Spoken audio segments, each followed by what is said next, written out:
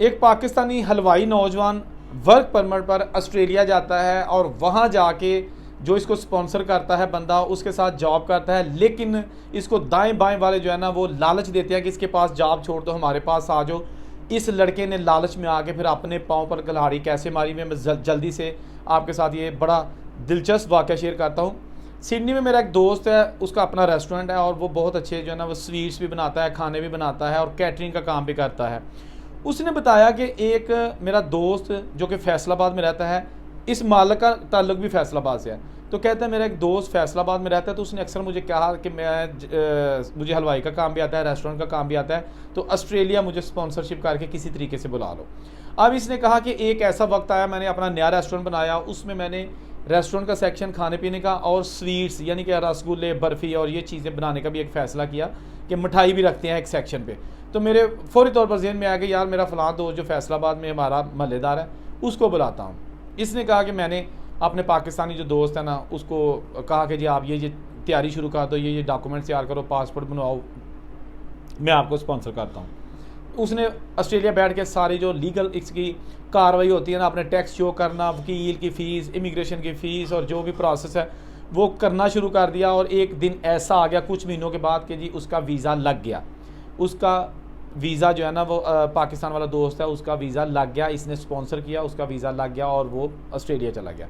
Airport से उसको लिया इसके दोस्त मालिक दोस्त ने, जो रेस्टोरेंट का मालिक है, एयरपोर्ट से उसको लिया, घर गया, घर में उसकी बेगम और 2 बच्चे भी थे, उनके साथ रखा, यानी कि 3 बेडरूम का था। कहा कि एक में बच्चे होते हैं, एक मैं और मेरी मिसेज, और तीसरे बेडरूम में आप सो जाया करो। बड़ा पाकिस्तान वाला दोस्त बड़ा खुश कि यार इतना अमीर बंदा है और मुझे इतना प्रोटोकॉल दे रहा है, बचपन की मोहब्बत है, देखे ना हम बचपन में इकट्ठे खेलते थे फैसलाबाद, और आज मेरा दोस्त मेरे काम आ गया और मेरी भी ज़िंदगी बन गई है। बहुत खुश था। इस मालिक रेस्टोरेंट का जो मालिक है ना, इसने 4-5 दिन उसको कोई काम नहीं कहा, ना कुछ किया, बल्कि अपने रेस्टोरेंट से छुट्टी करके इसको घुमाया, ओपरा हाउस, हार्बर ब्रिज और पूरा एक विज़िट कराया, दोस्तों के साथ मिलाया कि यार ये ना मेरा बचपन का दोस्त है, इसको मैंने बुला लिया। बड़ा अच्छा। अब देखिएगा आगे क्या होता है। आप सबको पता है, खा पाकिस्तान है या बाहर के मुल्क हैं, जब कोई काम बंदा सही कर रहा हो ना तो दूसरे बंदे उसको तोड़ने की कोशिश करते हैं। बेसिकली वो उसके खैर ख्वाह नहीं होते, उसको तोड़ने की कोशिश करते हैं कि ये बंदा एदे को काम ना करे, ये बंदा हमारे पास आ जाए, 2 महीने इसको रखेंगे, महीना रखेंगे, डबल सैलरी पे, बाद में इससे काम भी सीख लेंगे और इसको किक मार देंगे। ऐसा ही होता है। वो जो रेस्टोरेंट वाला था ना, जो मालिक था जिसने बुलाया था, उसने इसको पूरी जो पे होती है ना, मतलब जो लीगल पे होती है, क्योंकि वो टैक्स पे काम करना था, उसने कैश पे काम नहीं करना था, कैश इन हैंड पे, तो उसने उसको जो रूल के मुताबिक सैलरी थी वो लगा दी। घर का किराया नहीं लेता था, वो घर अपना उसको दिया हुआ था कि आप मेरे साथ रहो, कोई मसला नहीं है, पैसे बचाओ, पाकिस्तान में आपके हालात ठीक नहीं है, मेरे हालात ठीक हैं, तो मैंने अगर आपको स्पॉन्सरशिप करके टिकट तक भी भेज सकता हूँ ऑस्ट्रेलिया से, तो जब तक आप ठीक ठाक अपने पाँव पे खड़े नहीं होते उस वक्त तक मेरे घर में रहो और बाद में कहीं और शिफ्ट हो जाना। ऐसा ही था। 5-6 महीने तक उस नए लड़के ने इसके जगह पे काम किया, यानी कि नए जो स्पॉन्सरशिप जिस पे आया था काम किया, मिठाइयाँ बनाई, कारीगर था। इसको ना अंदर गाते कोई भी जो है ना बंदा वो आता और कहता है कि भाई काम छाड़ दे मेरे को, मैं तेनू इन्ने पैसे दांगा, यानी अगर आप यहाँ से इतने हज़ार जो है ना वो डॉलर ले रहे हो तो मैं इतने दूंगा। आई एक दिन ऐसा आ गया कि इसके ज़हन में लालच आ गया, कहता जी ठीक है।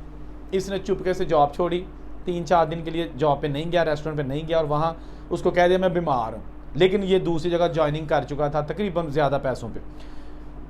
अब हालांकि इसके जो है ना वो पैसे जो इसने लगाए थे वो भी इसने कहा था कि मैं आपको कमा के दे दूंगा, लेकिन अभी कटौती शुरू नहीं कराई थी। अब हुआ ये कि जनाब इसने नई जगह पे काम शुरू कर दिया। उसके बाद फिर इसको पता चला, इसने उसको फील नहीं होने दिया कि मुझे नाराज़ किया या तुमने मेरे पास काम किया या मैंने तुझे बुलाया और तू मुझे छोड़ गया। नाराज़ इसने अपने आप को जो है ना शो नहीं होने दिया कि जी मैं नाराज़ हूँ। उसके साथ तल्लक अच्छा रखा और कहा कोई बात नहीं ये वो।